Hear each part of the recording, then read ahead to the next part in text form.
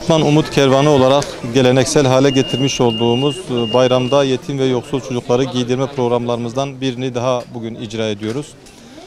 Hayırseverlerimizin bağışlarıyla bugün burada 200'ün üzerinde yetim ve yoksulu bayramlık olarak giydirme imkanı elde ettik. Allah hayırseverlerimizden razı olsun. Yani yetimlerin ve yoksulların güldüğü, sevindiği her gün bizim için sevinçli, mutluluk günüdür. Bu mutluluğu bize yaşattıkları için Allah hayırseverlerimizden razı olsun. Bu hayırlarına Batman Umut Kervanı'nı aracı kıldıkları için, bizi hayırlarına aracı kıldıkları için kendilerine teşekkür ediyoruz. Rabbim hayırseverlerimizi ve sevdiklerini, ailelerini dünya ve ahirette mahcup etmesin inşallah.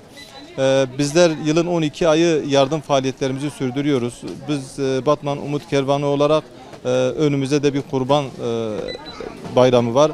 Kurbanda da yine bu yetim ve yoksul ailelerin yüzünü güldürmek, bir nebze olsun gıda ihtiyacını karşılamak adına hayırseverlerimizden kurban bağışlarını bize yapmalarını ve bu yetim ve yoksulları bu vesileyle de mutlu etmeyi istiyoruz.